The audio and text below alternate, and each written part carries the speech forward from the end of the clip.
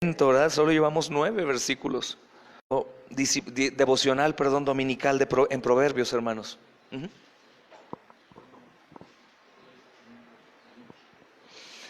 Gracias, hermano. Ya estamos en el Proverbio 16:9. Lo leemos, hermanos. Dice: el corazón del hombre piensa su camino, mas el Señor endereza sus pasos. El corazón del hombre piensa su camino, mas Jehová endereza sus pasos. Amén. Dios es soberano, hermanos. Amén. Y esta es una de las declaraciones más básicas de la fe cristiana. Dios es soberano. Y es importante, hermanos, estudiar la soberanía. Llegaremos pronto el miércoles a estudiar nuevamente la soberanía de Dios.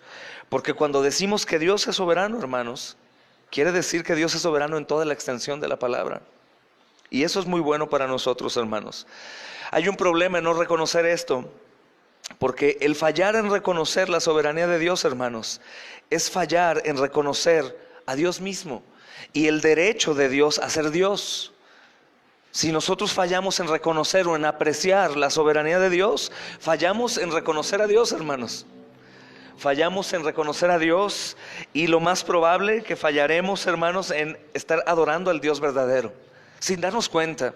¿Tú crees que pueda ser posible vivir años y años adorando a un Dios que no es Dios? Es posible, hermano. Es posible vivir años y años y años adorando y orándole a un Dios que no es Dios verdadero. ¿Por qué es posible? Porque decíamos el miércoles, cuando nosotros, hermanos, por error, por ignorancia, por lo que sea, hacemos mal, hermanos, el uso de la escritura, no sé, viendo de pronto el amor de Dios sobre cualquier otro atributo, nosotros vamos a elevar el atributo del amor de Dios y vamos a rebajar el resto. Y en el momento que nosotros alteramos la persona de Dios en cualquiera de sus atributos, nosotros estamos adorando un Dios falso. Forjamos un Dios, hermanos, en nuestra mente que no es el verdadero. Entonces, el fallar, hermanos, en reconocer la soberanía de Dios es fallar en reconocer al Dios verdadero. Y también fallamos en reconocer el derecho de Dios a ser Dios. Pero declaraciones como estas, hermanos, son altamente ofensivas para el humanista, aún para muchos cristianos. Cuando hablamos, no sé si alguien lo experimentó como nosotros, mi esposa y yo, después de conocer a Dios y servir, conocimos al Dios verdadero de una manera muy fuerte, se me fue anunciado. Nosotros cuidábamos nuestra integridad y teníamos a Dios como el guardián de nuestro bienestar. Entonces nada malo me podía pasar, nada malo podía pasarnos en nuestra vida. No podríamos ser pobres, hermanos, no podríamos enfermarnos o perder a un hijo. Pero alguien se atrevió valientemente a predicarme el verdadero evangelio, hermanos, que según yo conocía, pero ignoraba una parte importante. Creo que es la única parte que ignorábamos: la soberanía de Dios. Creíamos que Dios era soberano y decíamos Dios soberano y cantábamos Dios soberano, pero no entendíamos, hermanos, que la soberanía de Dios podía llegar a un punto que no queríamos conocer: el hacer lo que le placiera, aún con sus hijos, y hacer que sus hijos padecieran toda clase de dificultades y males. Y todas esas cosas nos llevaron a una situación muy desagradable ante los ojos de Dios, porque prácticamente estábamos negando el querer conocer a ese Dios. Yo no voy a olvidar lo que pasó por mi mente, y creo que lo dije: si ese es tu Dios, yo no quiero saber nada de él. Nos quedamos con el nuestro. Nos quedamos con el nuestro, con el que jamás va a permitir que yo sufra, jamás va a permitir que yo me enferme, jamás va a permitir que yo padezca algo. Pero ese era un Dios imaginario, hermanos. Algunos que tienen un corazón, hermanos, aparentemente bueno, dirían: bueno, pero Dios lo entiende, tú estabas confundido y Él es muy bueno. Y es igual esa mentalidad, hermanos, que siempre trata de defender a Dios. No vaya a ser que alguien vaya a pensar mal de Él por ser soberano. Y esto es, hermanos, el hablar de la soberanía de Dios, absoluta soberanía de Dios, es ofensivo para el humanista. Y aún hay humanismo dentro de la iglesia, hermanos. El humanista que quiere verse a sí mismo como el punto sobre el cual gira la realidad y quien determina al final de cuentas lo que debe de ocurrir. El humanista escucha de la soberanía de Dios. ¿Recuerdas la pregunta que más nos hacen en algunas ocasiones? A ver, ¿por qué si Dios existe? ¿Por qué hay tanto mal en el mundo? ¿Por qué los niños mueren? ¿Por qué guerras? ¿Por qué? Algunos quieren defender la personalidad de Dios y dicen, bueno, no es que el hombre es muy malo y entre ellos están comiéndose y lastimándose. Y sí, en parte tienen razón, pero no se atreven a decir porque Dios es soberano y Él ha maldecido al mundo y Él lo ha querido así. Porque dirían, ¿qué van a pensar de Dios? Como si tuviéramos que cuidar nosotros la reputación de Dios o su nombre, hermanos. El pensamiento humanista, hermanos, es absurdo. Y aún está dentro de nosotros. Y aún nosotros, sin darnos cuenta, podríamos entrar en este pensamiento y en medio de una catástrofe familiar ir y decir, bueno, pero mira, probablemente el diablo es Dios, hermanos. Quien determina que las cosas sucedan es Dios, no el diablo. No el diablo, hermanos. Entonces, si tú quieres reconocer a una persona dentro de la iglesia o a ti con un pensamiento humanista, quiero decirte que el humanista quiere verse a sí mismo como el punto sobre el cual gira la realidad y quien determina al final de cuentas lo que debe ocurrir. Y esto es peligroso, hermanos, y es algo que de pronto creo que a los pastores nos hace ruido y nos da algo de temor. ¿Qué pasa con ciertos miembros de la iglesia si la enfermedad o el cáncer o una pobreza extrema llega?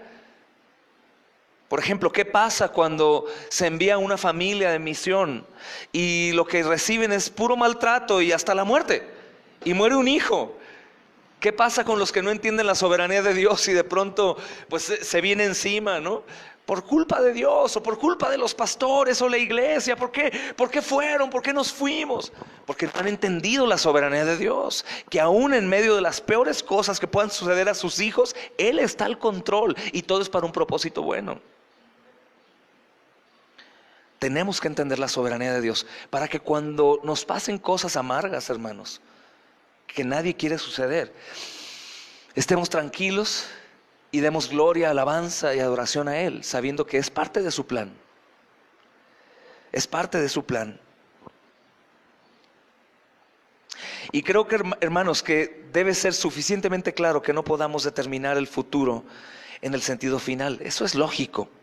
De hecho, hay quienes piensan que pueden forjar su futuro. De hecho, yo lo he anunciado. Tú, por ejemplo, puedes estar no haciendo la voluntad de Dios. Durante mucho tiempo escuchas la palabra, te ha retumbado, te ha golpeado, te ha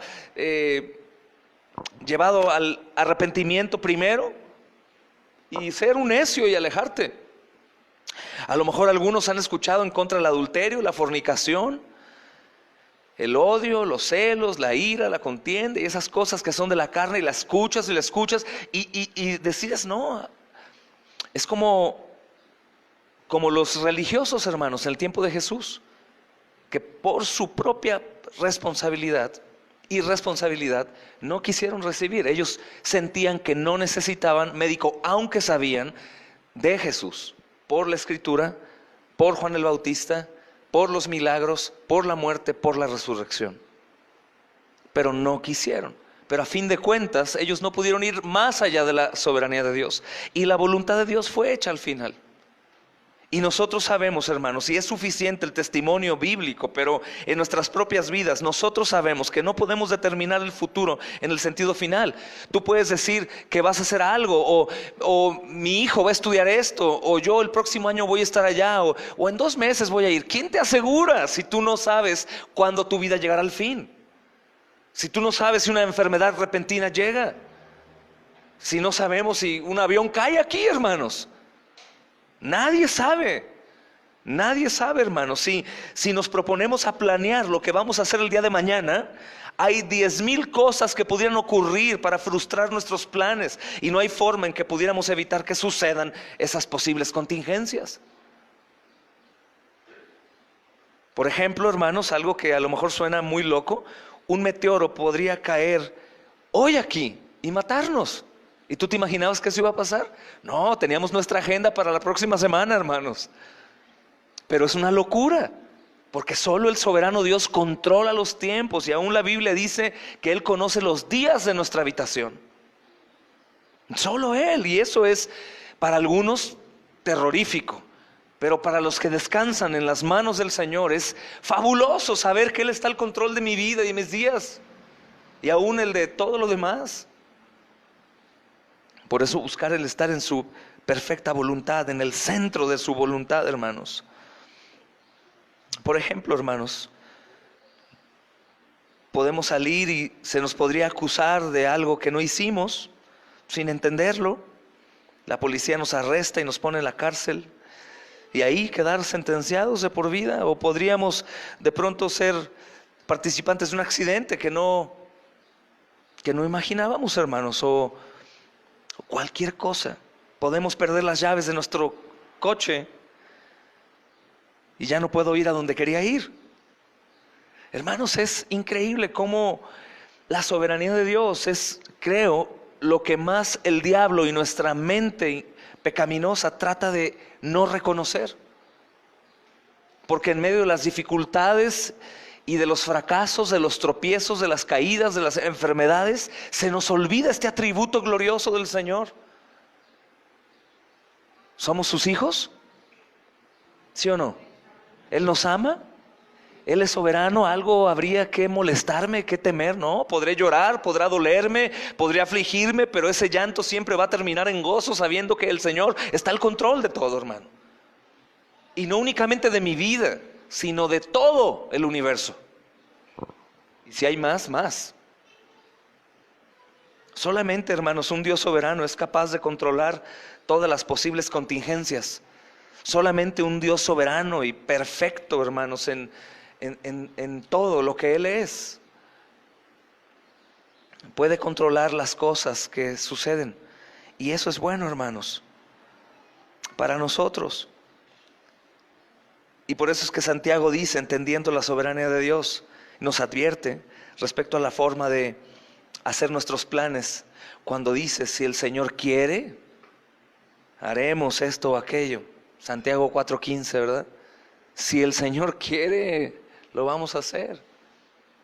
Es bueno planear, hermanos, pero yo no he sido mucho de la idea de hacer eso. Es algunas planeaciones a futuro y juntarnos y reunir y hacer, porque no sabes, solamente mejor nos guiamos por la palabra de Dios y emprendemos lo que sabemos que tenemos que emprender, pero no vamos a hacer literal castillos en el aire.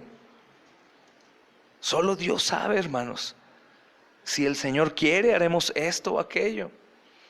Y estos recordatorios, hermanos, deben mantenernos siempre humildes, pues no tenemos el control final de nuestras vidas. Si bien hemos entendido que no somos títeres ni robots, porque el Señor nos dio, hermanos, una conciencia. No somos títeres para decir, bueno, es que Dios es soberano, por eso hice lo malo. Dios es soberano, por eso no fui a tal lugar. Dios es soberano, por eso golpeé a mi esposa. O Dios es soberano, por eso ofendí a mi esposo. O por eso robé. Es que Dios quería enseñarme algo. Dios quería llevarme a la cárcel y por eso maté a alguien. No, hermanos, no somos títeres. Tenemos responsabilidad, más aún, y a pesar de nuestra responsabilidad, el Señor terminará haciendo su voluntad. Eso es fabuloso.